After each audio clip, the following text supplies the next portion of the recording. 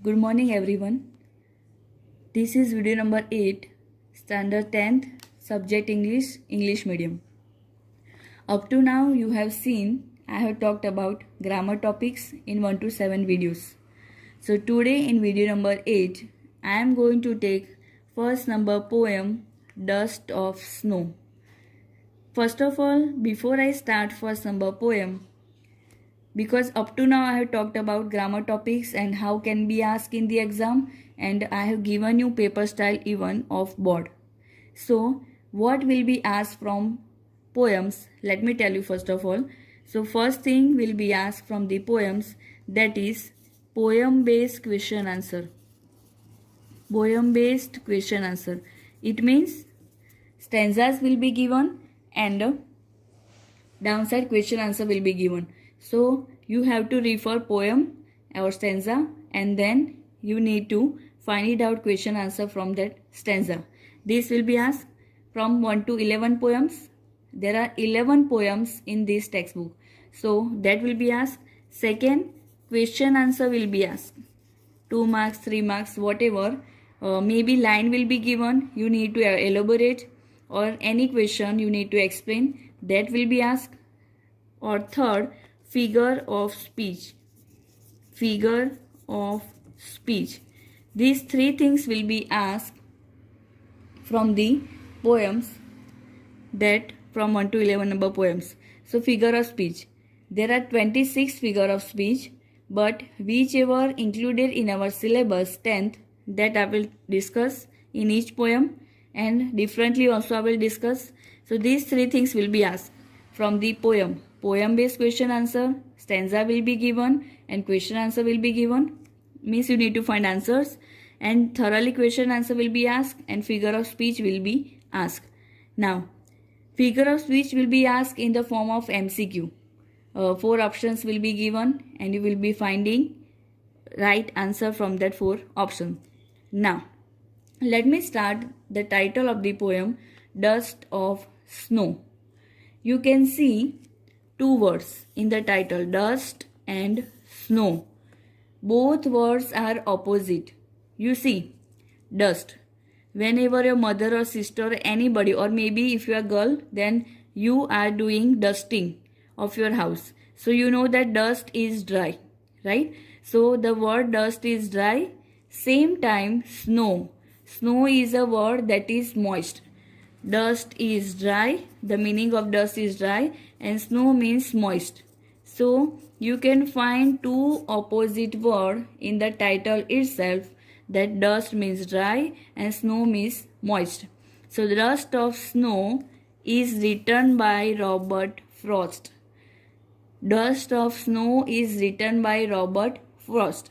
Sometimes poet also can be asked, that who is the poet of this poem or that poem, or how was he, or maybe something can be asked. So Dust of Snow is written by Robert Frost. He was an American poet. He was from America. He was an American poet and he was born in San Francisco. He was born in San Francisco and the city name was California. And the city name was California. He was an American poet. He was born from San Francisco, California, and when he started his journey as a poet, when he started writing, first of all, when he started initially, his poems or his works were published in England. Though he was living in America, his works were published in England. But slowly and gradually when time passed, then after his works were published or started publishing in America. So see, and I think you might have observed that all the poems of English medium or English, you can find poets are mostly from another country, not from India, right? Because maybe they have different thinking about English and their mother tongue.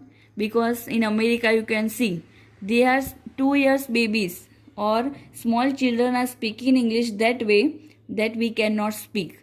How we are speaking in Gujarati when we are small, same way they are speaking in English when they are small. So that's why mostly all the poems, 99% written by poets of another countries, mostly not from India. Now, you have understood the meaning of title Dust of Snow. I have told you what can be asked from the poems, and I have also given information about the writer. Who was he? American poet. He was born in San Francisco. The name of the city was California, and when he started writing, his works were published first of all in England and then after in America, not directly in America. Now, before starting any poem, we should know word meanings. We should know word meanings because word meanings means whichever difficult words. So, before poem, if you understand the meaning of the words, then you will not have any poem while explanation of the poem. The first one is Hemlock. This poem is very short, and that's why only 3 difficult words are there that you might know or maybe don't know, right? So, first word is hemlock. Hemlock means a poisonous plant with small white flowers. Maybe plant or maybe tree. But see, a kind of tree that is poisonous and having white flowers. So, this is a poisonous plant. You have seen there are so animals, they are poisonous. But even some plants or trees are also poisonous.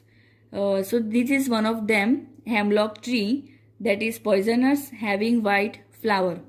Second one is rude, R-U-E-D, rude.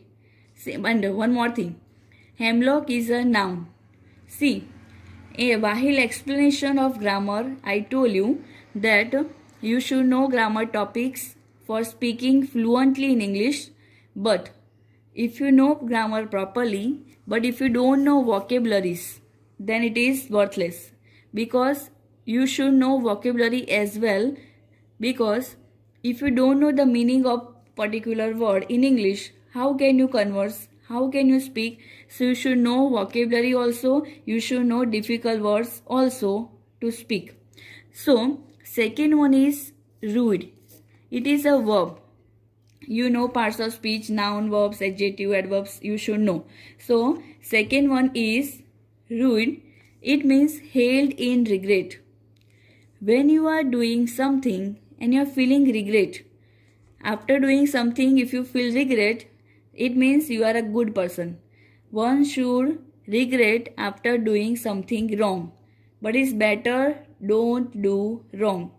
But sometimes if you are doing and then after you are regretting, it means you are the good person. So here rude means something that you are feeling regret, that you have done something wrong. You have that feeling that yes, I have done something wrong. Third one is dust of snow. See, the title of the poem Dust of Snow. As I told you, dust means dry, snow means moist. So here it doesn't mean that dust and snow both are mixed. It means powdery particles of snow. You know that snow may be in the form of like a somewhat ice form or ice cube type, but not in a form of that much solid. But snow means somewhat moist and powdery particles of snow. That is called dust of snow. The title of this poem, Particles of the Snow. That is our poem title. So up to now we have seen about writer, we have seen what will be asked from the poem, and 3 difficult words that we will understand throughout the poem. Hemlock, the name of the tree that is poisonous, having white flowers. Rude means something you are feeling regret after doing something. And third, the title itself, Dust of Snow, means you have powdery particles of snow. Now, let's understand the poem. Okay, so let's start the poem Dust of Snow. It is very important to recite the poem before you start explaining. So, the first stanza. Only two stanzas are there in this poem, as I told you, very short and very simple. Without explanation of mine even, you can come to know what does this stanza want to say. So let me start. The way a crow shook down on me the dust of snow from a hemlock tree. As I told you, hemlock means a poisonous tree. So the meaning of this stanza is the poet is upset and sitting under the hemlock tree.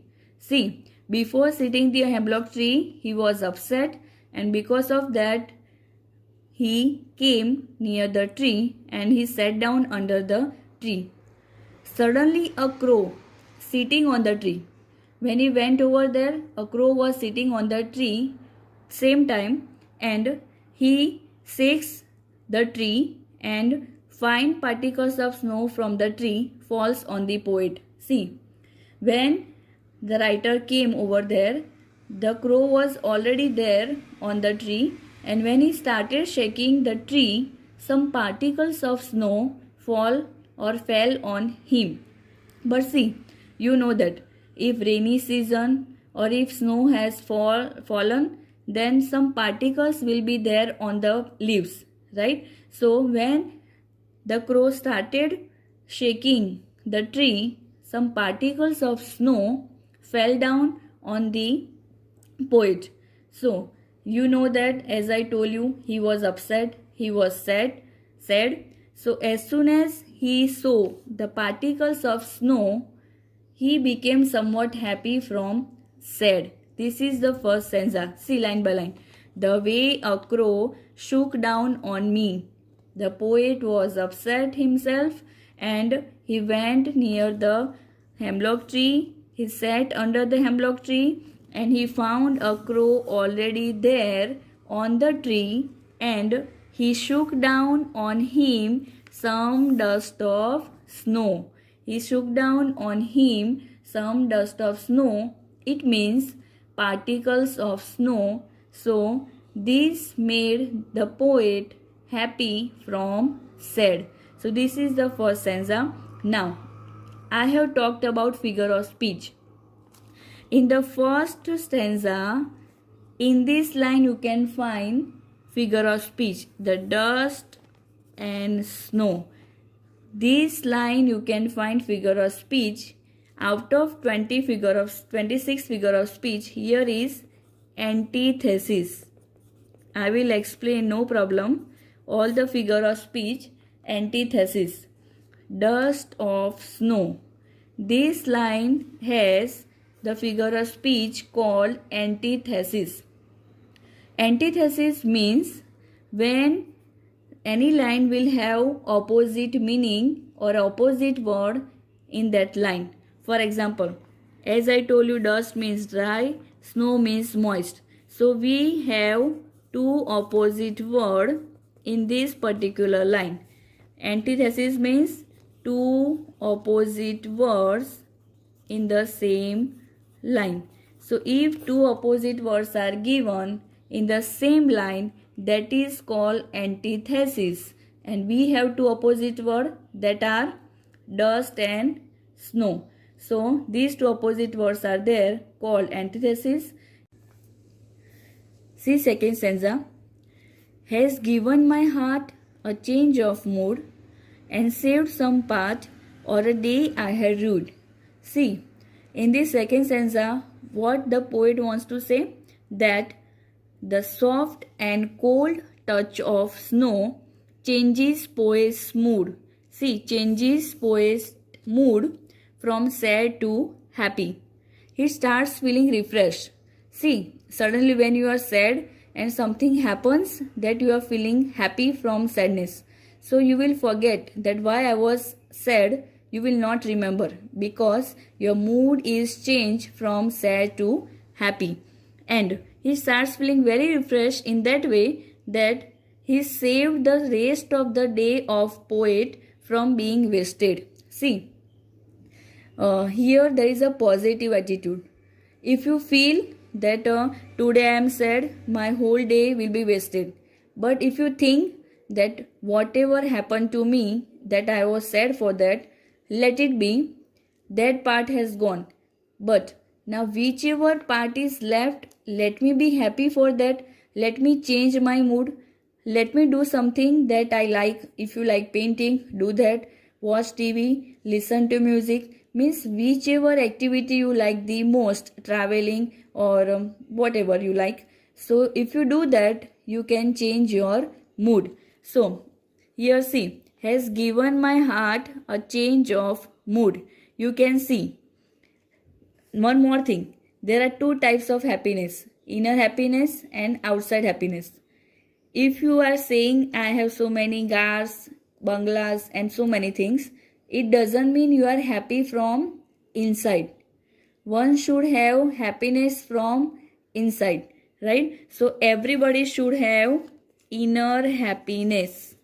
If you are not happy from inside, then you cannot be called happiest person, right? So something you will do that make your heart happy. See, I told you that if you are happy from mind, it means for short time, but if you are happy from heart, it means you are happy for long time, right? So something you should do that you can make your mind happy, or as well as you can make your heart even happy for longer time. A change of mood. You can change your heart from sad to happy and save some part or a day I had ruined. See, I talked about. You should not regret, right? So, whichever gone, you should not regret for that. You should think that whichever left, let me enjoy. So that part should not be wasted. Whichever gone, if I'll feel regret for that, then another part also will be just gone. It's better that is gone, let it be. Whichever left, let me live properly. Now this was about second stanza.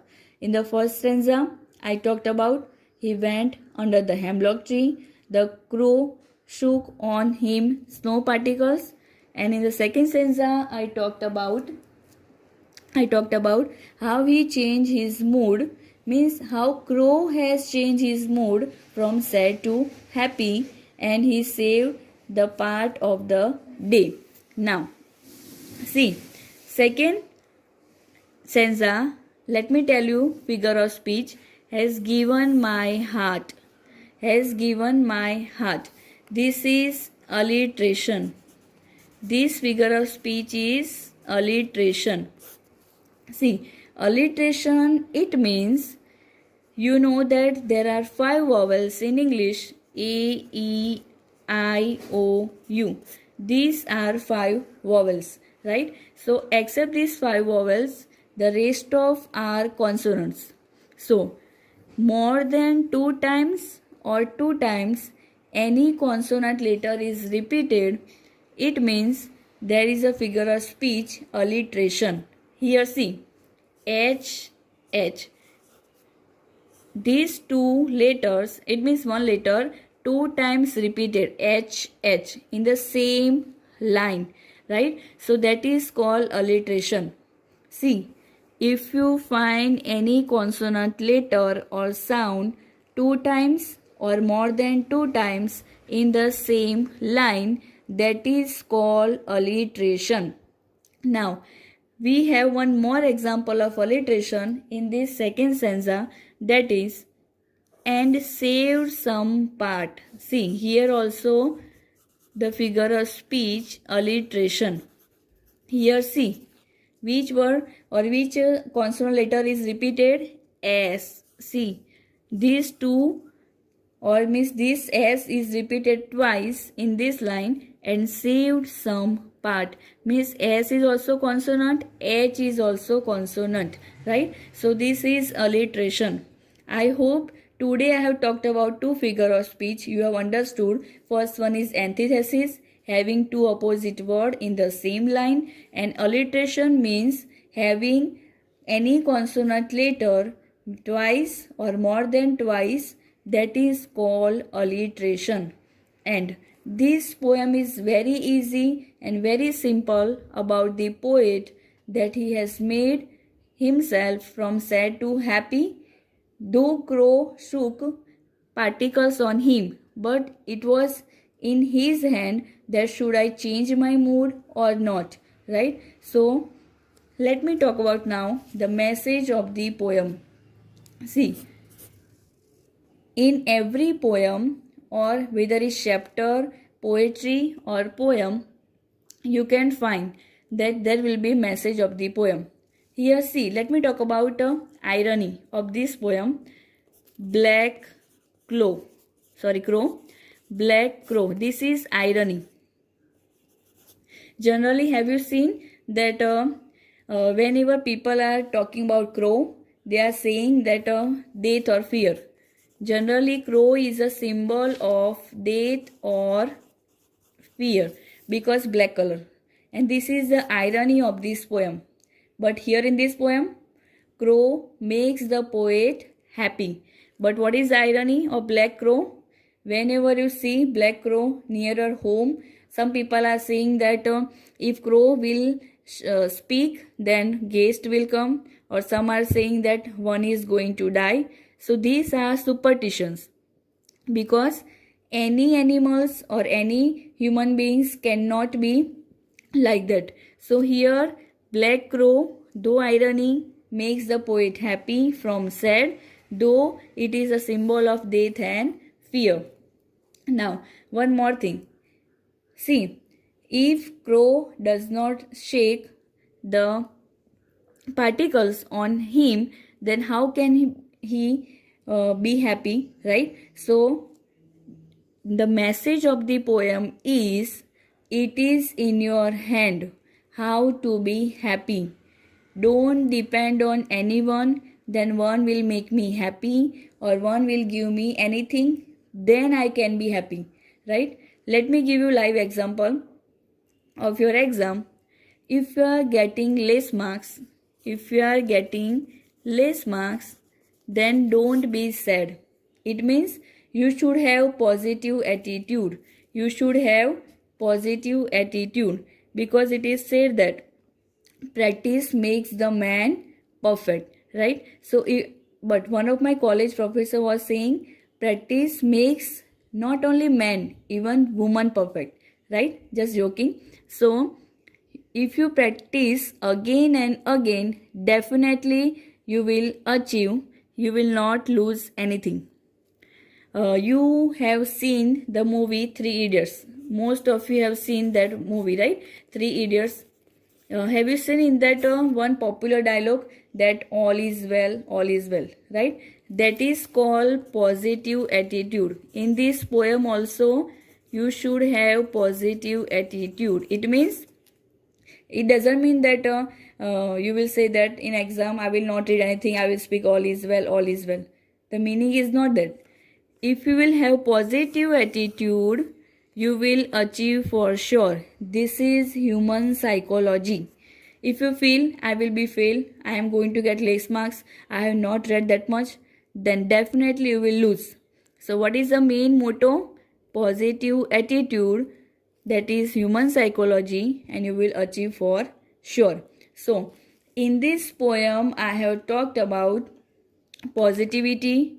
How can you change your mood from sad to happy? And this is the message of the poem. Not only for the sake of poem or question answer, you will remember, but you will apply in your life this message of the poem to make your parents proud, to make your teachers proud, and the most important, to be a good person in your life. And I would like to finish this video of this poem by saying that I have not said, but Swami Vivekananda has rightly said that arise, awake and stop not. Arise, awake and stop not till the goal is achieved. So achieve your goal, till that don't stop. And read this question answer that I have given in worksheet, copy down in your regular English notebook, and then I have given poem based question answer as a worksheet that you write on your own, solve it, and Be a good person in your life. Thank you.